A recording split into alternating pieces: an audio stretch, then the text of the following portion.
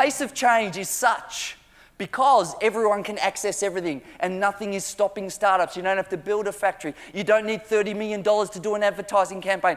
The pace of change is such that the disruptors are being disrupted. I'm not going to tell you a boring story about iTunes. Why would I do that? You already know about Napster. You already know about iTunes. Here's what you might not know. iTunes is in double-digit decline. RDO, Pandora, Spotify have sent iTunes off the scale. The new dominator, the disruptor, had less than 7 years at the helm.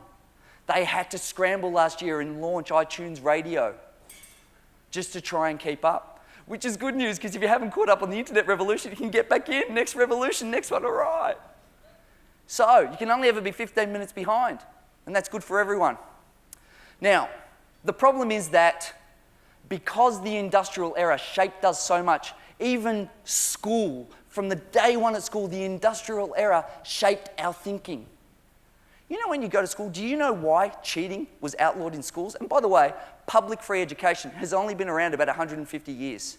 It was a deal with the industrialists and the farmers and the peasants to educate kids to give them a better job. That was the deal. The teach, the uneducated, the 3 R's, writing, reading, arithmetic. And we decided that cheating should be outlawed, which I call collaboration, right? I just call it, we're just collaborating. This guy understands the maths, I don't understand it. Let's collaborate. That's what I always said. Mum, I told you I was right. The reason cheating was outlawed is because the job you were going to have post-school was in a factory. And if you didn't know what to do and how to turn that widget, the factory line would stop. True story. That's why we can't have cheating. And now we're in a collaborative economy.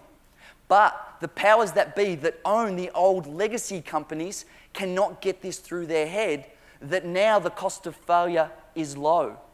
The cost of collaboration, if it's not there, is very high. To build a factory was expensive, so we needed centralized decision making because if we got it wrong, the price was high. But now, when we're just moving around ones and zeros, the price of failure is low. And that means we need to decentralize our decision-making in business if we want to succeed. And that's what startups do, which is different. So let's talk about startups. The Fortune 500, no such thing. It's the Fortune 250. Half of the companies on the Fortune 500 have dropped off the list in the last 10 years and been replaced by technology companies. And the reason isn't resources, because the old legacy companies, the Procter & Gamble's and the GM's and the Ford's, they've got every resource they could possibly want. It's not a question of resources, it's a question of strategy and attitude.